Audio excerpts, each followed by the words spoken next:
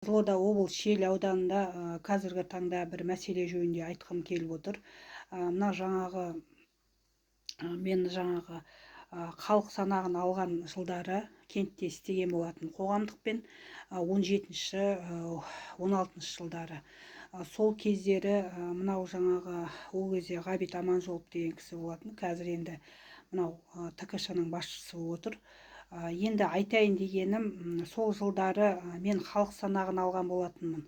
Халық санағын алған кезде әрбір шенеуліктерде 2-3 үйден біреуін квартирге беріп қойған, біреуіне өздері тұрып жатыр, туыстары тұрып жатыр. Міне осындай ЖСН терген кезде осындай мәселелер болған.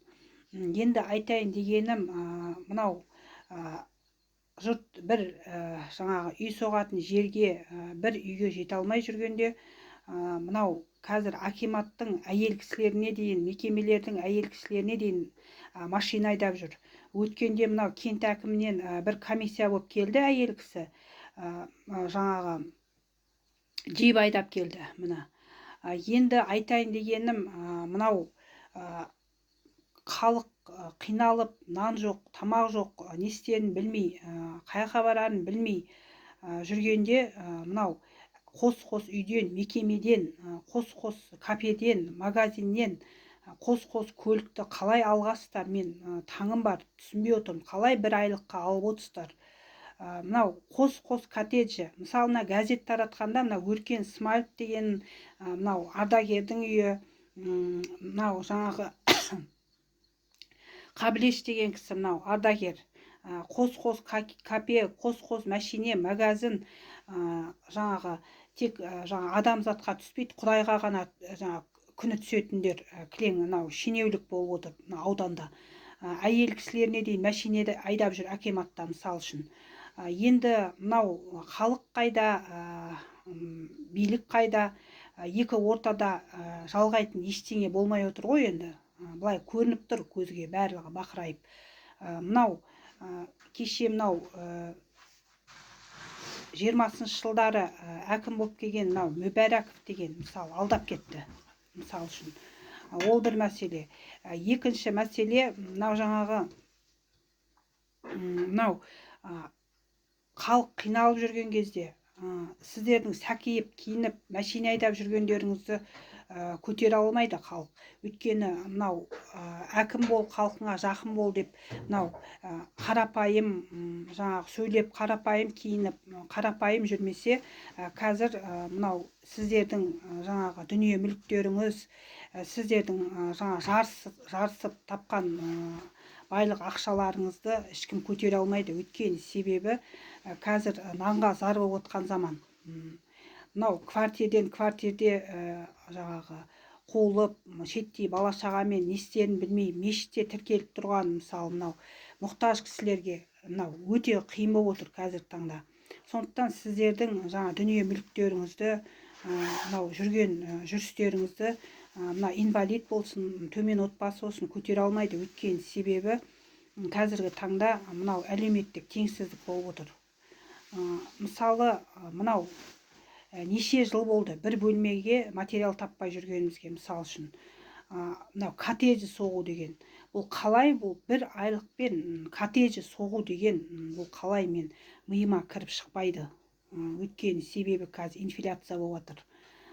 Бір коттеджі, кафеден, магазиннен, зданиедан, әрқайсыларында қалай соғылып отыр оның бәрі.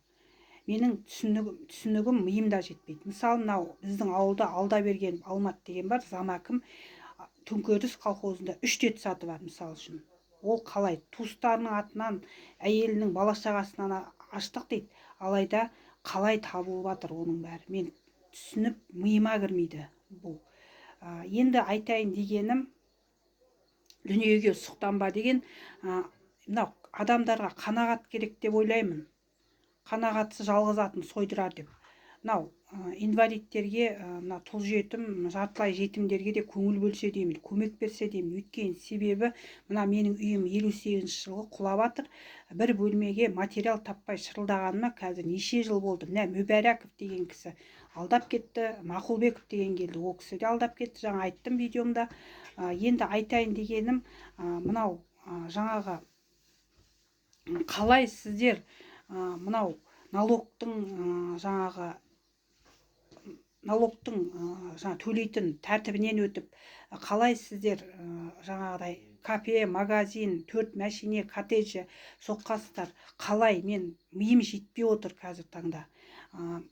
Қос үй мынау жаңағы ЖСН терген кезде ой ол ана жерде тұрады, мына жерде мектептің директорлерінің өздерінде де 2-3 үйден бар мысалы бастадында. Қалай оның бәрі қалай келді? Мен түсінбей отырмын. Бір жаңағы үйіме бір бөлмеме материал сұрағаныма 4 жылдан асты. Үйің бар деп бетіме салық қылып, үйім болса жарамды үй болады, жарамсыз үй болады, аварийный үйім десем, мынау Ысмағұл Болатбек деген кісі бар, мысалы үшін мына жерде тұрады, коттеджі үйі бар, магазины бар, детсаттары бар. Мына қалай оның бәрі? Сізге үй берді алмады деп блогерге мені жамандап, жаңағыдай өзінен өткен біткен деп. Енді сіздерге де мен айтатын бір мәселем бар. Сіздер қалай осының бәрін қалай аштыңыздар? Соған менің миым жетпей отыр. Өйткені соғыс ардагері немересімін мен, мысалы үшін. Мынау аталарым соғыста қиындық көрген аздай-ақ, міне немересі де қиындық көріп отыр. Сіздер қалай ашып отырсыздар? Мен миым жетпей отыр. Осы дүниенің бәрін қалай? Зияткерлік мектебі бар. Қалай ашып отырсыздар? Мен миым жетпей отыр. Оның бәрі ақша ғой, налогтан өтеді, жер кадастрдан өтеді, оның сосын мына материалдары бар. Ол тағы материал болғанда да бір простой материалдар емес, евро материалдарменен соққасыздар. Қалай? Менің миым жетпей отыр осы мәселеге. Мынау жаңағы бір коттеджден, бір жаңағы магазиннен, кафеден, мейрамханадан міне осындай ашып келісім шартты аша бергенсіздер. Қалай? Сосын мынау Қасымов Қалмырза деген кісі Светте істейді, баласын жұмысқа қойған, бас маман қылып. Қалай? Осылар қалай келіп жатыр? Мен түсінсем бұйырмасын.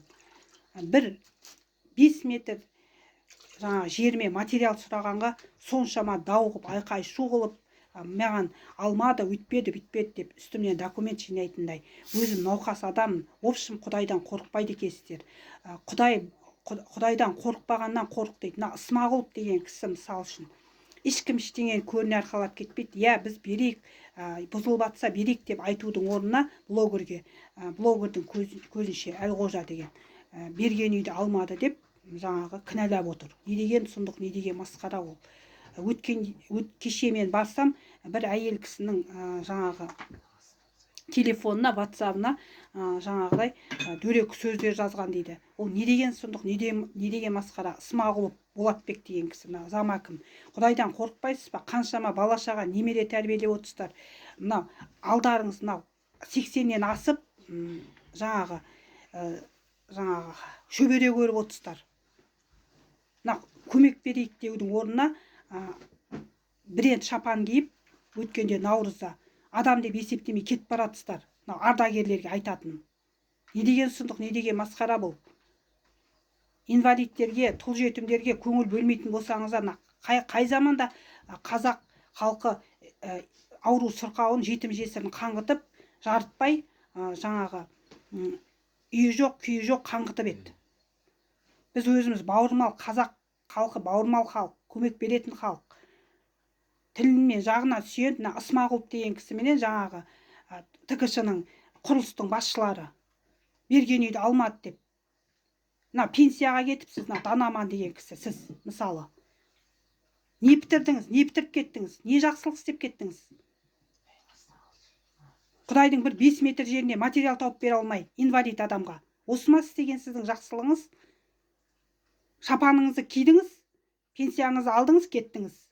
Ал біз қалдық апатты үйде. Ол не деген сұмдық, не деген масқара?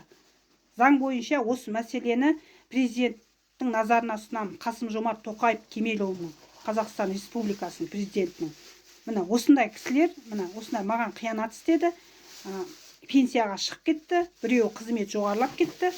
Ешқандай көмек берместен міне апатты үйде отырмын. Қай кезде құлайды, қай кезде астында қалам белгісіз болып отыр.